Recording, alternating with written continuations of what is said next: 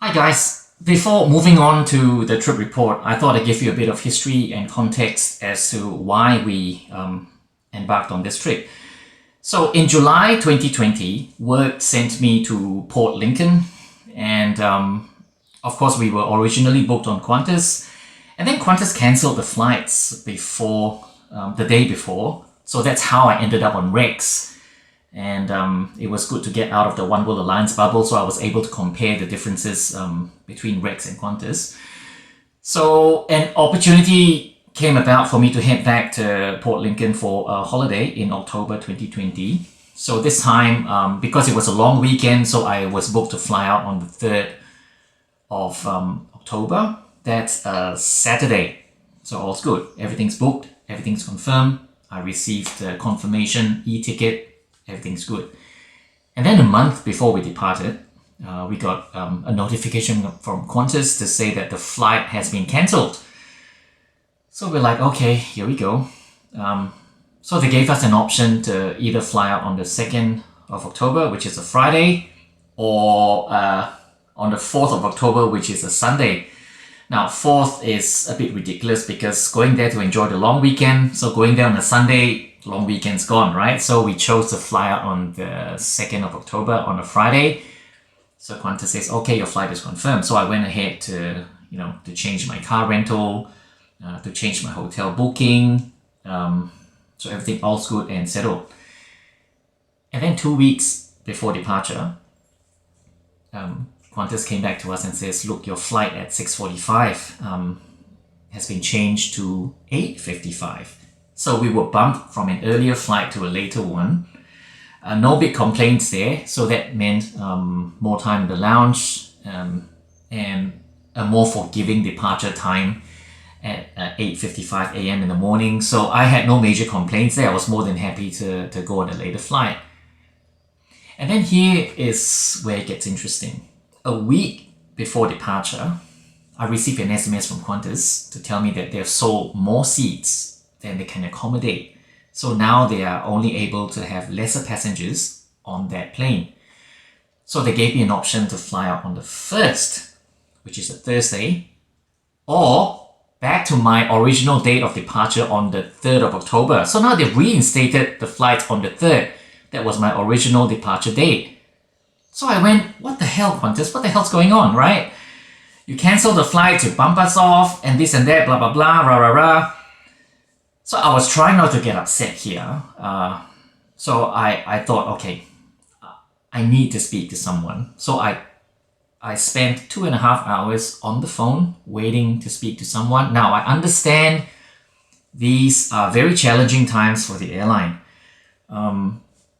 So I didn't get upset at all. I was very patient throughout the 2.5 hours. I was doing my grocery shopping. I was cooking dinner while I had the phone on speaker, going on and on, listening to Qantas telling me how important my call is to them.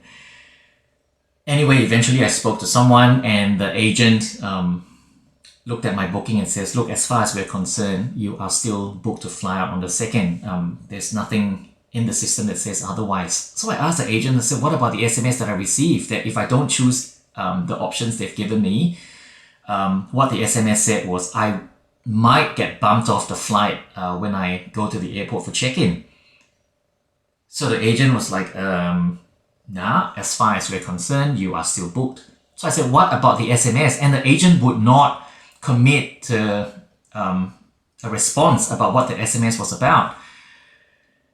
So eventually I was getting nowhere with the call center, so I just had to take the agent's word that as far as Qantas is concerned, I was still confirmed and booked to fly out on the 2nd of October. Not very reassuring, is it? Well, anyway, eventually, of course, you guys know that I went on that flight because I have a trip report to show you guys. But the fact that Qantas has put me through the ringer for this, it just comes to show that how messy flight ops has become. Unless this is a regular occurrence during normal pre-COVID times, I'm not sure because I've never flown Qantas on such a service within South Australia before, so I'm not sure how if this was a regular occurrence pre-COVID, or is this because of COVID-19 that has caused airline operations to become so topsy-turvy? Well, anyway, let's go on to the trip report and see how it turned out. I'll see you at the airport. Hello? Qantas? What are you doing? What's going on? Yeah, mate. Yeah, nah. Nah, yeah. Yeah, nah. Yeah. Yeah, nah.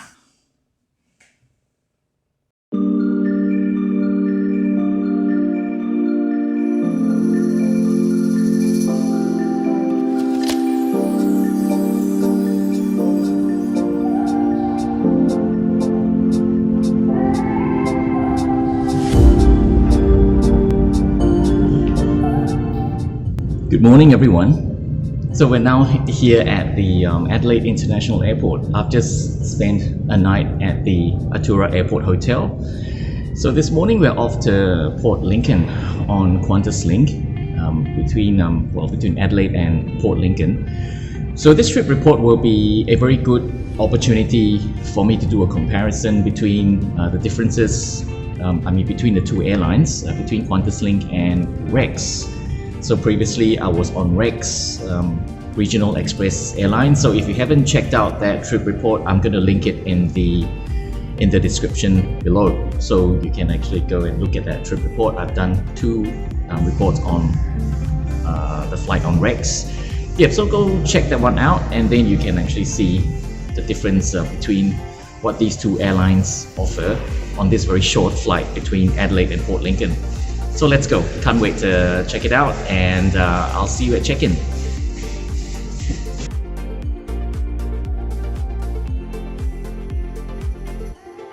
Even though I checked in successfully online the day before, I was still worried about getting bumped off this flight, especially after receiving a typically Aussie yeah nah from Qantas the day before. Well, anyway, this felt like flying with Lion Air in Indonesia back in 2003. Back then, they were cancelling flights and shuffling us from left to right like there was no tomorrow. Really felt like Cowboy Town. And this was how my experience with Qantas felt like.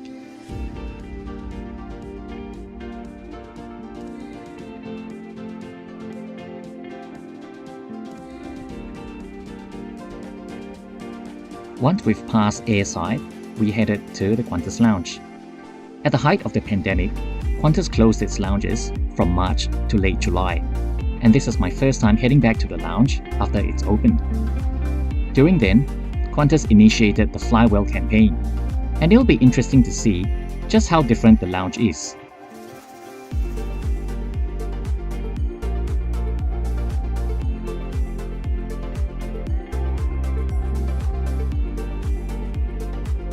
Well, for one, the crowd is no longer there, this being a Friday morning, and it's normally extremely crowded here at this time. You have hand sanitizer stations located everywhere, reminders of how to prevent COVID-19, and sadly, the magazine racks are now empty. Heading over to the buffet station, the only difference now is you cannot approach it, because if you stand too close, a staff will be there to beat you away with a stick.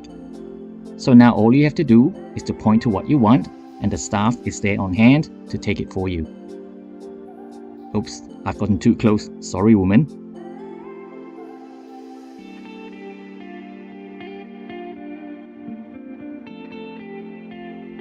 To aid social distancing, seats are now placed further apart. Walking to my favorite opposite end of the lounge, I found the seats there still arranged as if COVID-19 never happened. What's going on, Qantas? See what I mean? So much for social distancing.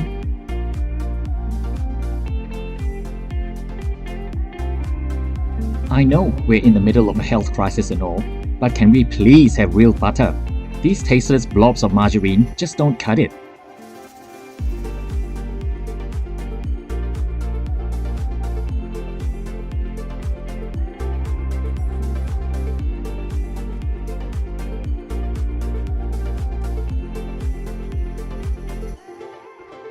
Gate 50 handles all departures from Adelaide to destinations within South Australia. The bonus of departing from this gate is to get to walk out into the open tarmac to board your aircraft. I love it. At the boarding gate, Qantas issues fly well packs for all passengers, and you are encouraged to take as many packets as you wish. I'll go through them later in flight. The first difference between Rex and Qantas started here. With Rex, it's compulsory for you to wear a mask as soon as you walk up to the boarding gate. Whereas with Qantas, reminders are there to encourage you to do so, but there is little to no enforcement.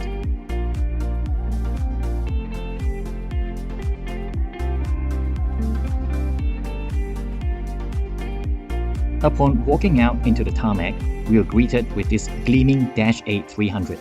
It was delivered in year 2000 to Sunstate Airlines and is currently registered to Eastern Australia Airlines, making it 20.8 years old.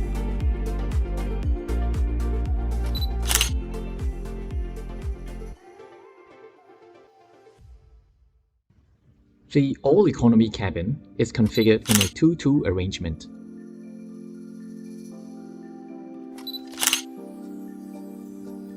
Legroom is really spacious, and I'm 170 centimeters tall, or 5 feet 7 inches, for my friends across the Pacific in a land where your leader loves grabbing women by their pussy.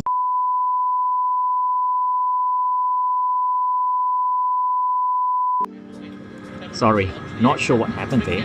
Anyway, here is the flywell pack, consisting of 2 sanitizing wet wipes and a mask to wear at your own leisure.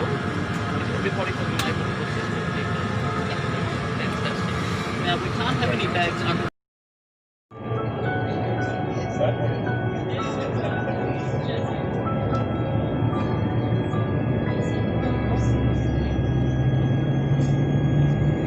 Ladies and gentlemen, it is important that you are familiar with the safety equipment on board this aircraft, so please give us your full attention for important safety information. Whenever the seatbelt sign is on, you must have your seatbelt fastened. Keeping it fastened, even when the seatbelt sign is off, may help in avoiding injury during unexpected turbulence.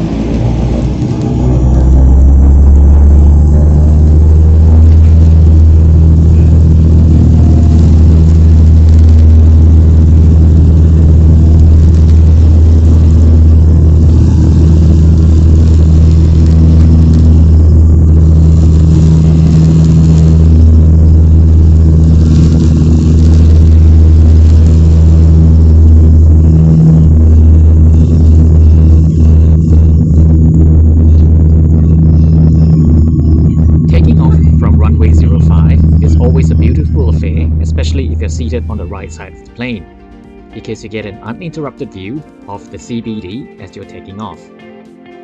If you enjoy videos like these, do consider subscribing to my channel. But don't forget to hit the bell icon so you can get notified whenever I've uploaded a new video. Alternatively, you can also choose to follow me on Instagram using the handle below, just so you know what sort of trips I'll be taking before I publish any videos on YouTube.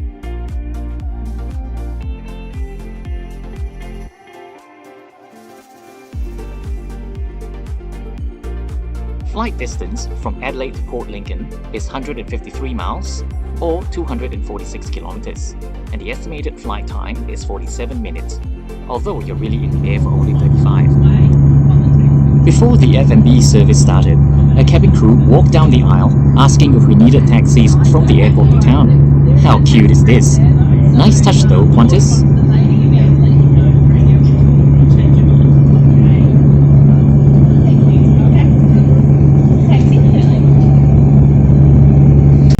The tray table is a single fold and non-adjustable once deployed. There are no more in-flight magazines in accordance with the Fly Well campaign, so you can only have the safety card as entertainment for the rest of your flight.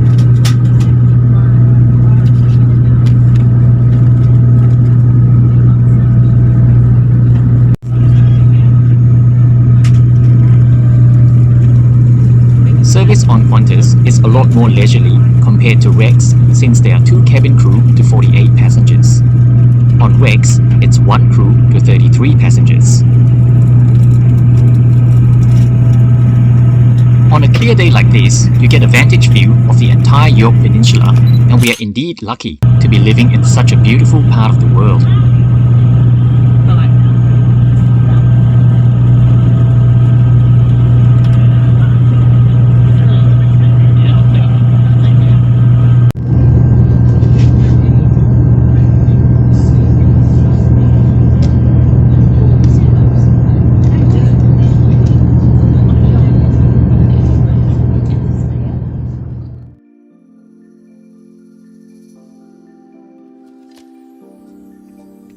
It was soon time for an extremely bumpy approach into Port Lincoln. Being a clear day, we were guaranteed a stunning view of the coastline as we approached the airport. You could literally gawk for miles.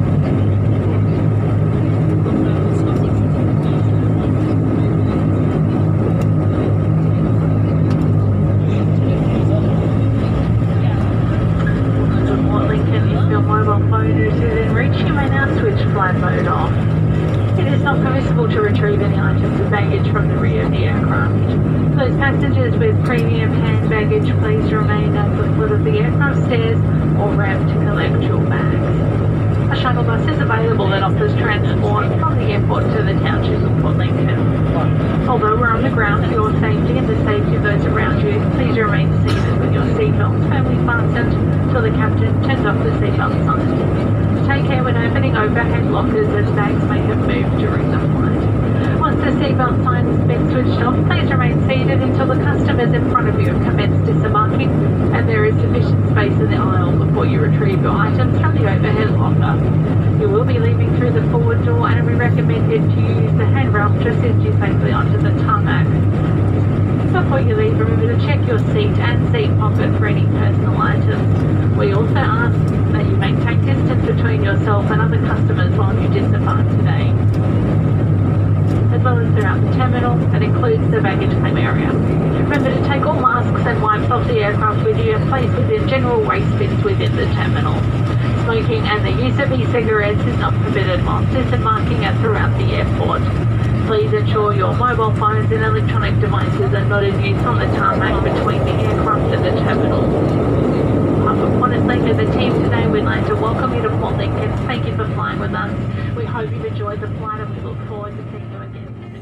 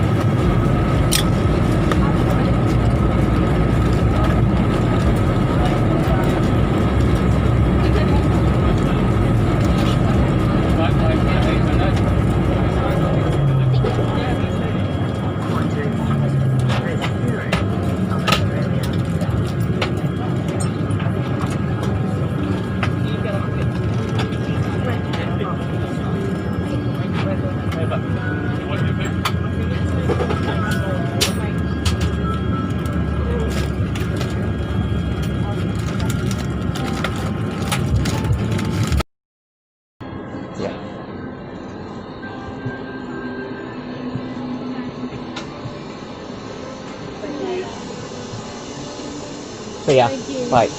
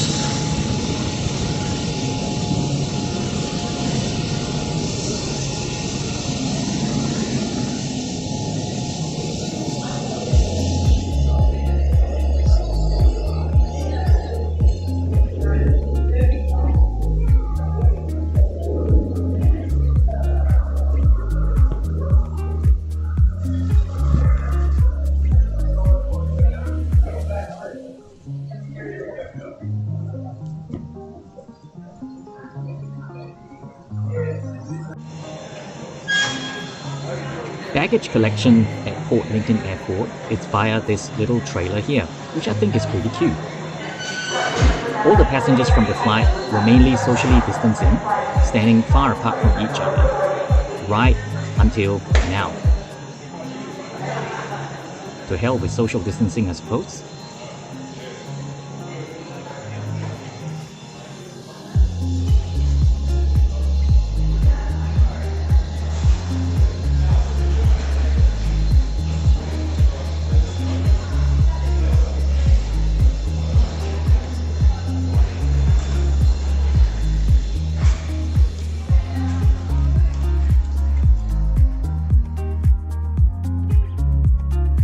I shall do a voice-over from here for my conclusion, because there was just no talking over the wind no matter how I tried to edit it. Well, the crew were really friendly on this flight, and the service was so leisurely they even found time for a second pass of snacks. I thought the taxi arrangement was a nice touch, and like clockwork, taxi drivers were there to meet and greet the customers with large name cards. So here I am, back at Port Lincoln, and I'm excited to be heading back to my usual haunts to eat, and to explore more of the beautiful Eyre Peninsula. Both airlines have different procedures when it comes to handling the issue of mask wearing in flight. Neither one is right or wrong, but I do applaud Rex for taking extra precautions in keeping the passengers and crew safe from COVID. Thanks for watching this video, and stay tuned for my next one as I explore my way through the Eyre Peninsula.